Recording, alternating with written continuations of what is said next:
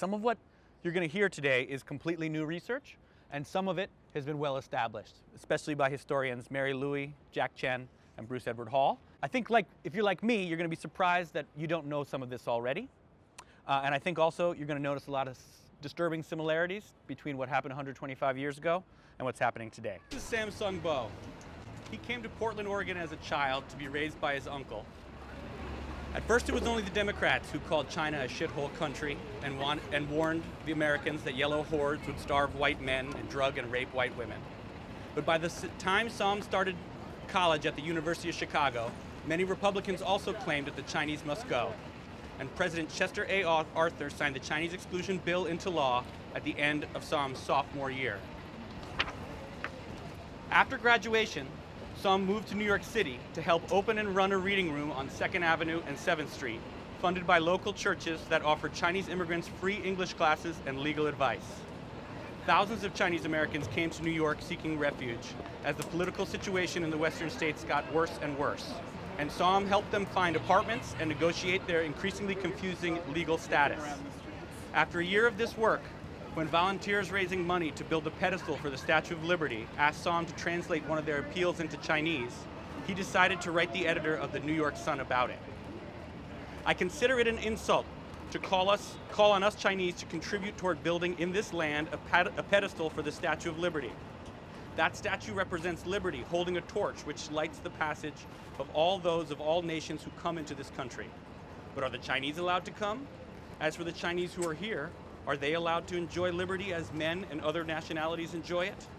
Are they allowed to go about everywhere free from the insults, abuse, assaults, wrongs, and injuries from which men from other nations are free? Whether the statute against the Chinese or the Statue of Liberty will be the more lasting monument will be known only to future generations. Liberty, we Chinese do love and adore thee, but let not those who deny thee to us make of thee a graven image and invite us to bow down to it. Samsung Bo, New York City, June 28, 1885.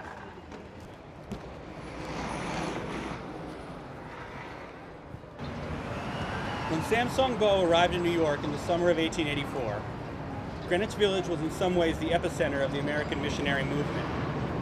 The headquarters of the Presbyterian Board of Home and Foreign Missions was just over on 5th Avenue and 12th Street, and the headquarters of the Missionary Society of the Methodist Episcopal Church was on 14th Street and 7th Avenue. These institutions raised many hundreds of thousands of dollars annually to send missionaries and books around the country and the world. These organizations had also been some of the most fierce advocates for abolishing slavery in the United States. And many Protestant ministers in the village in the 1880s felt that anti-Chinese sentiment was at odds with their interpretation of Christianity and worried that the Chinese exclusion laws made American missionaries in China, as well as Republican politicians at home, both look like hypocrites. In order to show Chinese Americans, their own congregants, and the world at large that they supported equal rights, many ministers decided to hire Chinese Americans like Samsung Bo to help them organize a response. While New York University was never formally a religious institution, in the 19th century, Presbyterian ministers essentially ran the college. Reverend John Hall, Chancellor of NYU throughout the 1880s, actually wrote a poem about the importance of Chinese Sunday schools. One of the lines read, "Pray, oh pray for the poor Chinese, perplexed by our legislation. Teach and help them as we ought, who stand for a Christian nation." Soon after Samsung Bo helped open up a reading room on 2nd Avenue, financed by a multi-denominational Chinese Sunday School union, Chancellor Hall and a group of local Presbyterian ministers hired 30-year-old Chinese-American seminary student from Oakland named Hui Qin to open a Chinese mission here. Qin convinced Hall and the other backers of this project that Chinese New Yorkers needed a place to gather in peace, so they should rent a space in a separate building away from prying eyes. They picked the bottom floor of this building here, which is right at the corner of University and 9th, to open up the Presbyterian Chinese mission. While Qin hoped that Chinese guests to the mission might embrace Christianity, he thought it more important to teach them English, help them set up their businesses, and connect them to lawyers or the police if need be. And Qin quickly made this mission a hub of Chinese New York life. In addition to its proximity to NYU, one of the reasons that Chancellor Hall and Hui Qin may have picked this location for their Chinese mission was that it was so close to the Chinese Consulate. Until the turn of the 20th century, the Chinese Consulate was just down the road here at 26 West 9th Street, between 5th and 6th Avenue. The building's no longer there, and even if they were, we probably wouldn't look because it looks just like any other brownstone. But the Chinese consuls at this time actively supported the work and encouraged the work of the Chinese School Union and the Chinese Mission because those organizations connected them to large numbers of American voters that were very politically powerful who were dedicated to trying to help Chinese resettle in New York. The Chinese Mission housed recent Chinese Consulate also housed recent college graduates who were interested in coming to New York to volunteer to help their countrymen. So that means that between the boarding rooms at the Consulate and the boarding rooms at the Mission, plus, as you'll see on the map, 3 or 4 Chinese laundries in this immediate area, there are actually quite a number of Chinese Americans living on this block in the mid-1880s, and many, many more who visited for various weekly meetings and holiday parties and the like. We can only imagine what those Chinese Americans must have felt when the consul Huang Su-chen returned from Rock Springs, Wyoming at the end of September in 1885. He had traveled there to meet with the survivors of a massacre that left 28 Chinese Americans dead and hundreds homeless and penniless. You see, the passage of the Exclusion Acts did not lessen anti-Chinese sentiment, but made it stronger. Hundreds of politicians had made their careers claiming that white men would flourish if they didn't have to compete with the Chinese.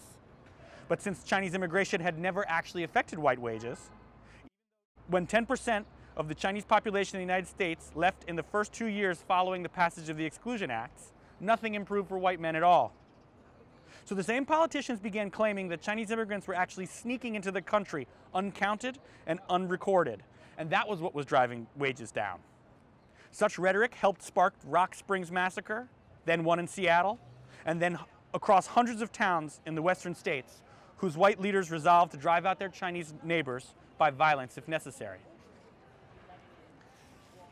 In the face of such violence, Hui Kin and his new roommate, Guy Main, a 20-year-old son of an Anglican minister in Hong Kong who had recently moved to New York from Portland, Oregon, began touring churches in this neighborhood to urge their members to sign a petition protesting the outrages against the Chinese.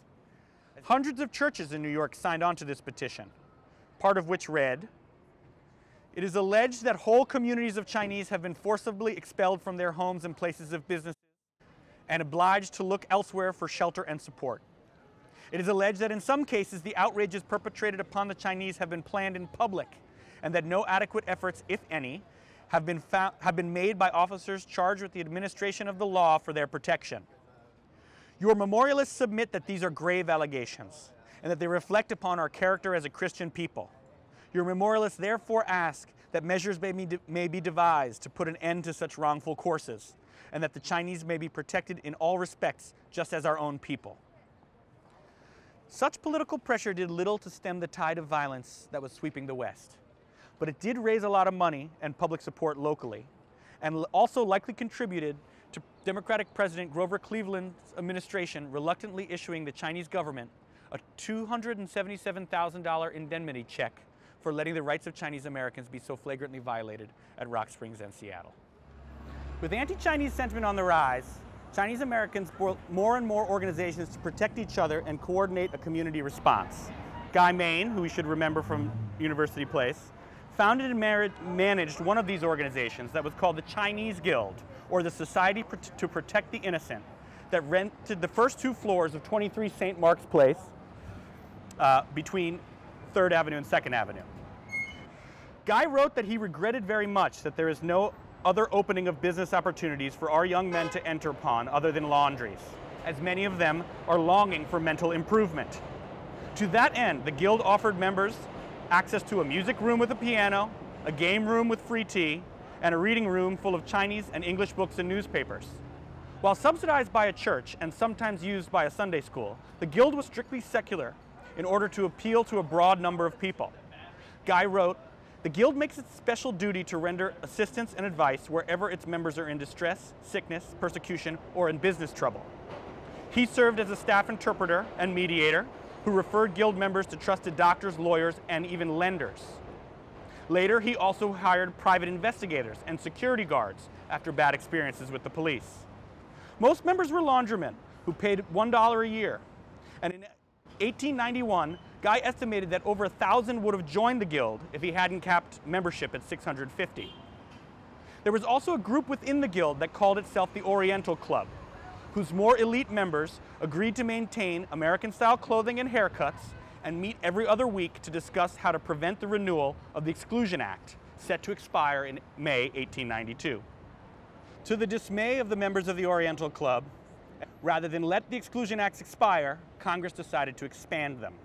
Cleveland's allies tapped freshman Democratic Representative Thomas Geary of Sonoma, California, who was facing a tough re-election, to propose requiring all Chinese Americans to register with the government within 1 year or face deportation.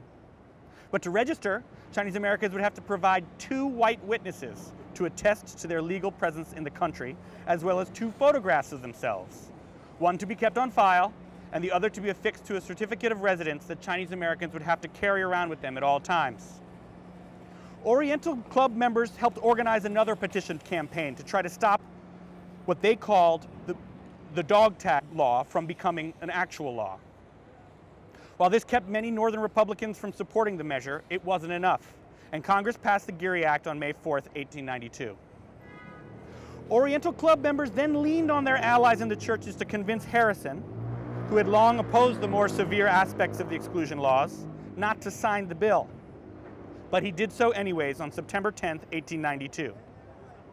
In the meantime, members of the Oriental Club met with their counterparts in Chinatown to develop a response in coordination with similar organizations across the country. On September 19th, the Chinese Consolidated Benevolent Association recommended that Chinese Americans nationwide refuse to register, and then called on New Yorkers to attend a mass rally opposing the new law behind us at Cooper Union. On September 22, 1892, Dr. Joseph C. Toms chaired the meeting at Cooper Union, announcing the formation of what was called the Chinese Equal Rights League.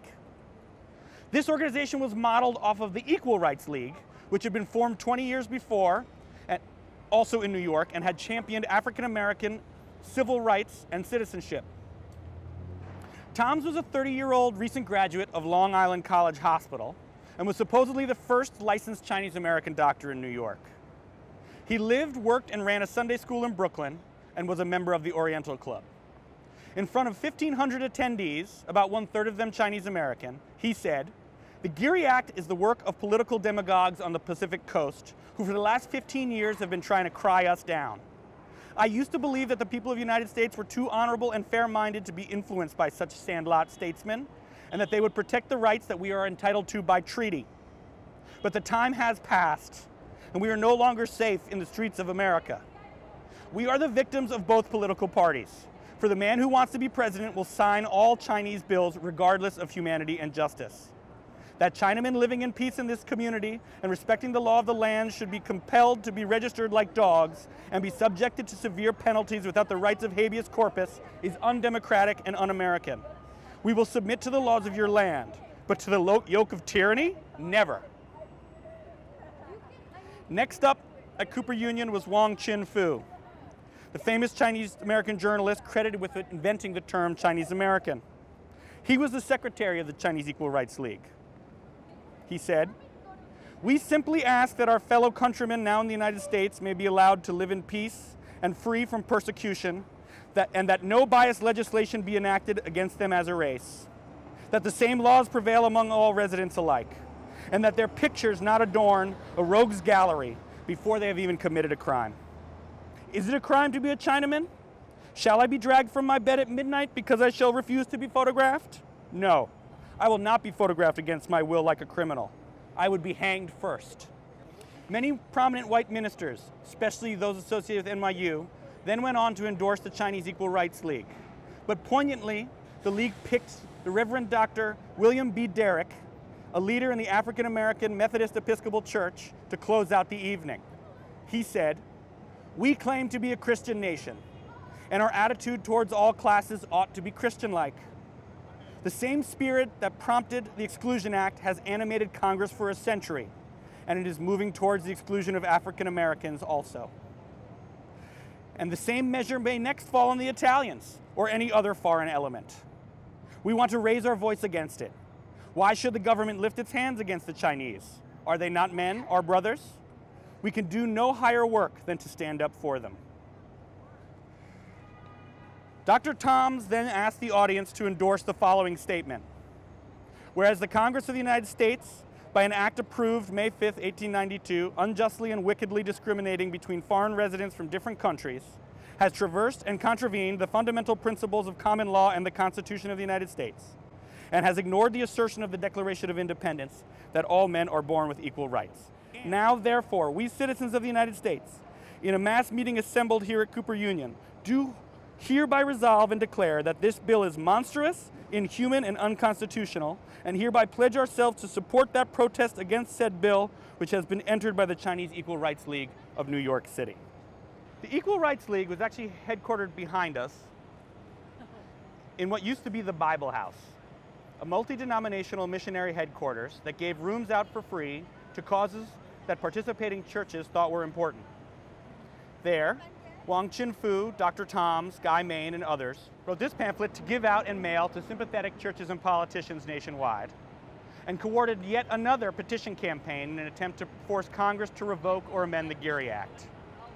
Hundreds of churches and community groups across the state, black and white, native-born, and immigrant, representing tens of thousands of New Yorkers, submitted petitions to the Chinese Equal Rights League offices, and volunteers there then sent them to New York's congressional delegation in Washington. Such pressure did convince Congress to reduce the number of witnesses down from 2 to 1, but that witness still had to be white. Outraged, leaders of the Chinese Equal Rights League, the Chinese Consolidated Benevolent Association, Oriental Club, and other groups decided that they would challenge the constitutionality of the Geary Act in court. Only 3,000 out of an estimated 110,000 Chinese Americans nationwide registered with the government by the deadline set by Congress. None of them were in New York.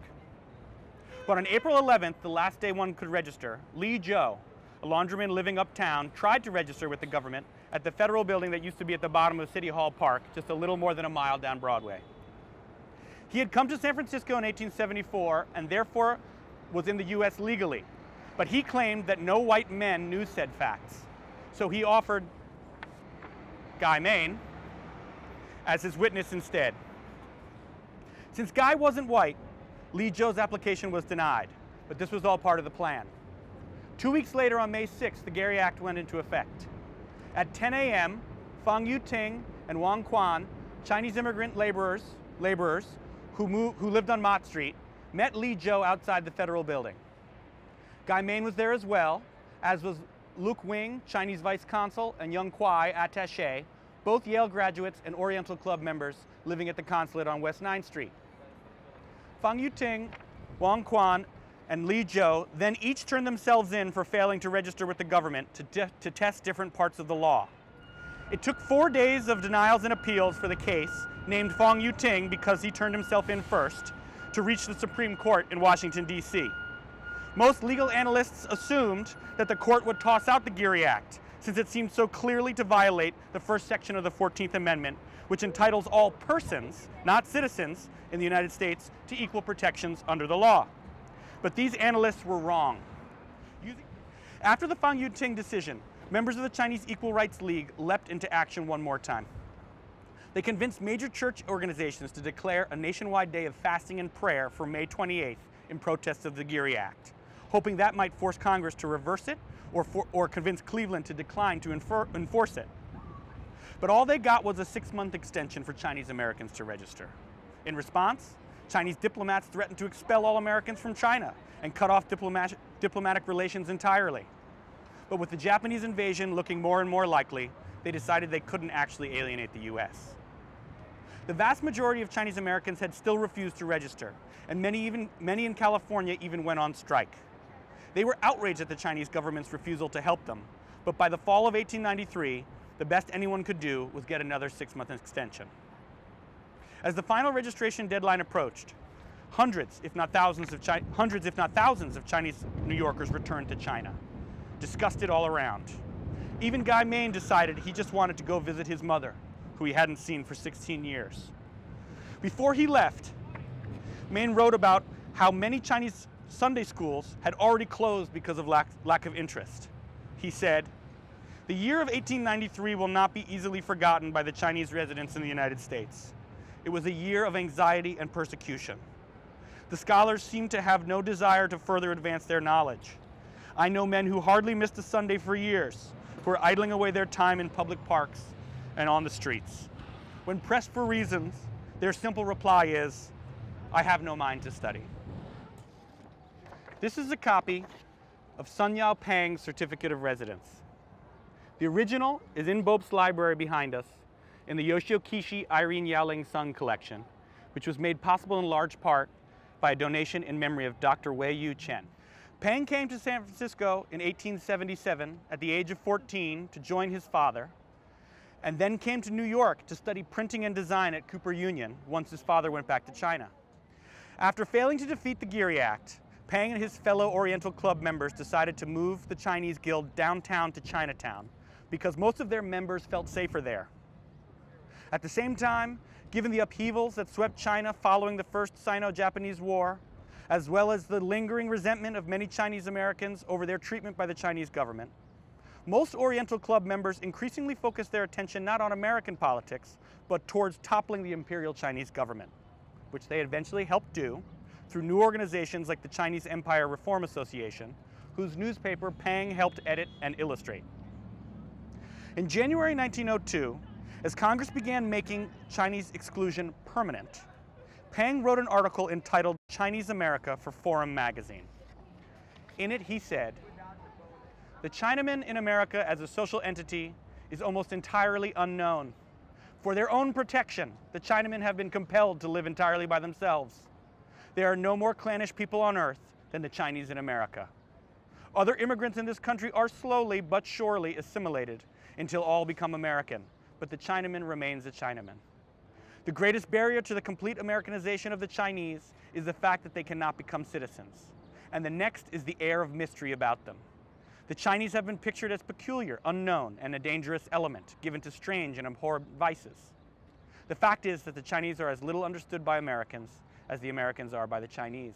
While the Chinese Guild and most Chinese Sunday schools moved down to Chinatown in the late 1890s, and then elsewhere as time progressed, Hui Qin, who became the first licensed Chinese American minister in New York, kept his mission here until 1908.